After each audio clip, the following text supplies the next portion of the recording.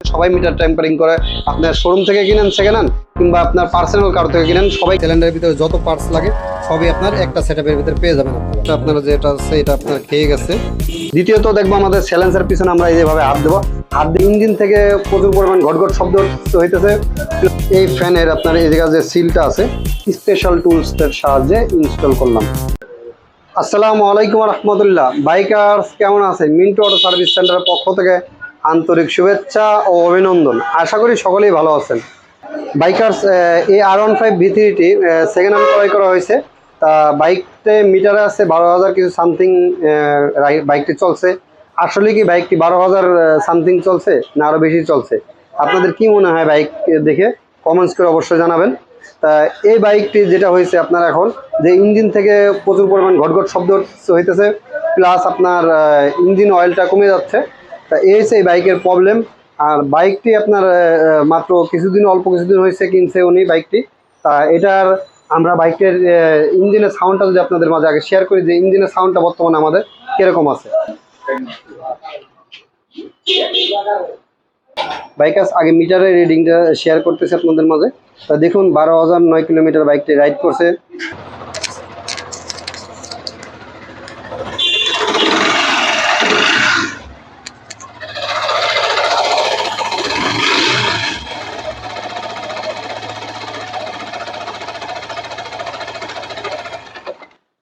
Bikers তো সাউন্ডটাই শুনলেন যে বাইকের সাউন্ডটা কি এরকম মনে হয় যে ঘটঘট ঘটঘট করে সাউন্ড করতেছে ইঞ্জিনের ভেতর থেকে। তা বাইকটি আগে খোলা হোক, খোলা হওয়ার পর তারপর আপনাদের সাথে আবারও কথা হচ্ছে যে এই বাইকে কোন কোন পার্টসগুলো আমাদের ইনস্টল করা লাগবে। তা বাইকটি আগে খুলি, খোলার পরে আপনাদের সাথে আবারও কথা হচ্ছে। বাইকার্স আমাদের বাইকটির ইঞ্জিন খোলা সম্পূর্ণ হয়ে গেছে। দেখতে পারতেছেন ইঞ্জিনটা আমাদের আপনার খোলা শেষ। হেড সিলিন্ডারটা খোলা হয়ে গেছে। এটা হচ্ছে আমাদের পুরাতন সিলিন্ডারটা। আর এটা হচ্ছে বাইকের পিস্টন। এই পিস্টনটা আপনার এর সাথে ছিল। আর এটা যদি আপনাদের একটু দেখাই, যেটার সাহায্যে আপনার পানিটা আপনার সার্কুলেশন হয় যে ফ্যানটার সাহায্যে, এই ফ্যানের আপনার এই জায়গায় যে সিলটা আছে, সিলের অবস্থা খুবই বাজে হয়ে গেছে। তা এই সিলটা আপনার পুরো আঠা দিয়ে লাগানো হয়েছে, দেখতে পারতেছেন এমন অবস্থাভাবে এটা লাগানো হয়েছে যা বলার মতো না। তা এটা হচ্ছে এটার সমস্যা। আর একটা প্রবলেম পাইলাম, সেটা হচ্ছে আমাদের এই বাইকার্স এটা হচ্ছে কুলিংয়ের যে পাইপটা আর কি, ওই পাইপ দেখতে পাচ্ছেন এই জায়গায় যে সিলটা থাকবে এই সিলটাও নাই। এই সিলের পরিবর্তে এই জায়গায় আপনার হয়েছে থ্রেড টেপ দিয়ে আপনার লাগানো আছে। তাই এই জায়গায় সিলটাও দুর্বল, যার কারণে আপনার এটা রিস্ক হয়ে যায়। কিন্তু কুলিং আপনার যে সার্কুলেশন হবে, সার্কুলেশনের ক্ষেত্রে এটা রিস্ক হয়ে যায়। এই জন্য আপনারা যখনই আপনারা এইসব বাইকের কাজ করবো কেন, তখনই আপনার দুইটা সিল কিন্তু লাগাই দিলে ভালো হয়। দুইটা সিলের কত টাকা দাম হবে? বাইকার এটা আমার টাইমিং চেনটা পুরাই নষ্ট হয়ে গেছে। টাইমিং চেনটা আমরা ইনস্টল করলাম। এটা টাইমিং চেনটা ইনস্টল করতেছি আমরা। এটা হচ্ছে আপনার অরিজিনালি আমার যে অথেন্টিক প্রোডাক্ট, ওইটা এই টাইমিং চেনটা এটা ইনস্টল করতেছি। এই টাইমিং চেনটা আমরা ম্যাগনেট কভারটা খুলিনি, ম্যাগনেট কভারটা খোলা ছাড়াই আপনার টাইমিং চেনটা এই স্পেশাল টুলসের সাহায্যে ইনস্টল করলাম। বাইকার্স এটা হচ্ছে আমাদের ক্যাম্পটাও ইনস্টল করা লাগতেছে। ক্যাম্পটা আপনার এই সাইডটা খায় নাই, এই পাশটা আপনার যেটা আছে এটা আপনার খেয়ে গেছে। তো এই জন্য আমাদের ক্যাম্পটাও পরিবর্তন করা লাগতেছে। ক্যাম্পটা খেয়ে পুরো ডিপ হয়ে গেছে। রুকারগুলো যা আছে মোটামুটি ভালো আছে, যে দেখতে পাচ্ছেন যে নক দিয়ে করে দিয়েছি, এই বড় বড় বিট হয়ে গেছে। তা এই জন্য ক্যাম্পটা পরিবর্তন করবো আমরা।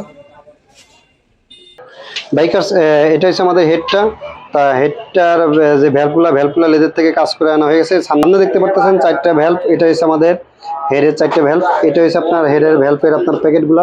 তো অনেকে বলতে পারেন যে ভাই পুরান ভ্যালভগুলো আপনারা দেখাইতেছেন, যে ভ্যালভ যে লাগাইছেন আমরা কিভাবে বুঝবো? তা এই দেখুন এটার লগে আপনার 4টে প্যাকেট আমাদের এই জায়গায় 4টে প্যাকেটই আপনার এই জায়গায় রয়ে গেছে। 4টে পার্ট নাম্বার এটা, এই যে একটা এটার পার্ট নাম্বার এটা, এটার পার্ট নাম্বার এটা। তা এই ভ্যালভগুলো আমরা ইনস্টল করবো এই বাইকে।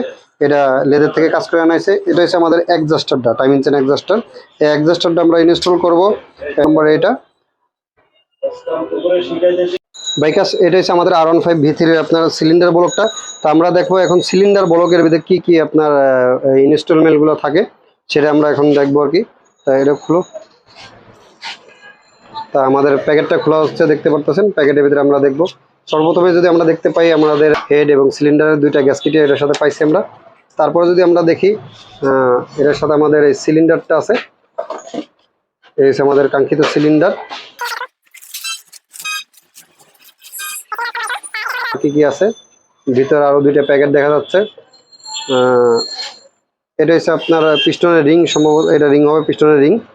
আর এটা হচ্ছে আপনার পিস্টনটা। বাইকার্স তো একটা সেটআপের ভিতরে কী কী পার্টসগুলো থাকে সেটা আপনাদের মাঝে এখন শেয়ার করব। তা এটা হচ্ছে আমাদের পিস্টনের রিংটা। পিস্টনের রিংটা আপনার 5টা রিং থাকে মোট, 2টা অয়েল রিং, 2টা কম্প্রেসার রিং, একটি WD রিং থাকে। তা এটা হচ্ছে পিস্টন থাকে। পিস্টনের এটা হচ্ছে আপনার অরিজিনাল ইয়ামার পিস্টন দেখতে পারতেছেন। তা এই পিস্টনটা হচ্ছে এরকম হবে, অরিজিনাল প্রোডাক্ট। এর ভিতরে 2টা আপনার চিহ্ন দিয়ে আছে।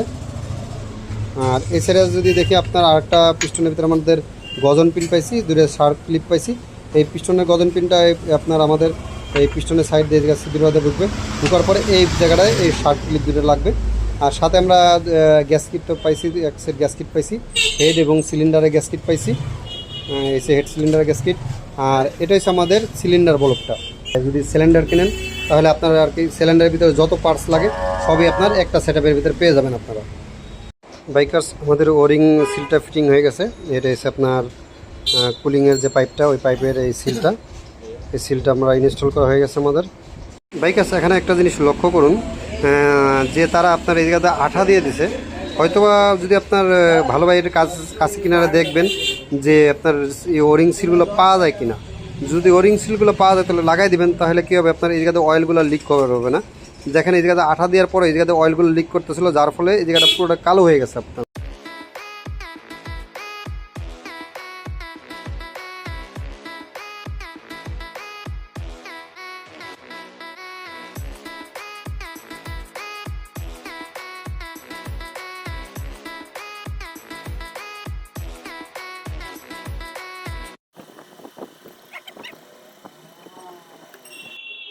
বাইকার্স আমাদের বাইকটি কমপ্লিট করা হয়ে গেছে। তো আপনাদের তো মাঝে শেয়ার করলাম যে কি কোন কোন পার্টসগুলো আমরা ইনস্টল করলাম। তো দুইভাবে আমরা চেক করতে পারি যে আমাদের এই রিং পিস্টনটা উইক কিভাবে আছে। সর্বপ্রথম হচ্ছে আমরা ইঞ্জিন অয়েলটা আমরা ড্রেন দিয়ে দেখবো যে ইঞ্জিন অয়েলের পরিমাণটা কিরকম আছে। দ্বিতীয়ত দেখবো আমাদের স্যালেন্সার পিছনে আমরা এইভাবে হাত দেবো, হাত দেওয়ার পরে যদি আমরা দেখি যে ভিজা ভিজা ভাব আসে, তখনই বুঝতে পারবেন যে আপনাদের রিং পিস্টনটা দুর্বল আছে। এই দুইভাবে আমরা চেক করে নিতে পারি বাইকটা যখন আমরা সেকেন্ড হ্যান্ড কিনবো। আর আরেকটা বিষয় থাকে, যেমন আমরা স্পোর্টস বাইক কেনার ক্ষেত্রে সেক্ষেত্রে আমরা বডি কিটগুলো দেখে নিতে পারি যে বডি কিট কোথাও আপনার টেম্পারিং করা আছে কিনা, কোথাও আপনার ফাইটে গেছে, অনেক সময় ফেটে যায়, ফেটে গেলে ওইটা রিপেয়ার করে ওটা আপনার রং করে এটা দিয়ে দেয়। এই বিষয়গুলো রাখবেন। আর তৃতীয় বিষয় হচ্ছে আপনার চেসিসটা দেখবেন, চেসিসটা কোথাও মাইর খাওয়া আছে কিনা। এই বিষয়গুলো দেখলে আশা করি মোটামুটি একটা আপনার ভালো আপনার এই আশা করি এই বিষয়ের উপর আমরা যদি লক্ষ্য রাখি তাহলে বাইকটা কিনে আমরা ঠকবো না, প্রতারিত হবো না। সবাই মিটার টেম্পারিং করে, আপনার শোরুম থেকে কিনেন সেকেন্ড হ্যান্ড কিংবা আপনার পার্সোনাল কার থেকে কিনেন, সবাই কিন্তু টেম্পারিং করে বাইকটি বিক্রি করতেছে। সবাই চাবে তার জায়গা থেকে সে বাইকের যাতে ভালো একটা প্রাইস পায়। আর আমরাও চাবো, আমরা যারা বাইক ক্রয় করব আমরা চাবো যে আমাদের যাতে একটা ভালো বাইক কিনি, এই জন্য আমরা যাচাই বাছাই করে বাইকটা কিনবো। তা আপনাদের সাউন্ডটা যদি আপনাদের মাঝে শেয়ার করি যে বাইকের সাউন্ডটা বর্তমানে কিরকম হয়েছে আমাদের।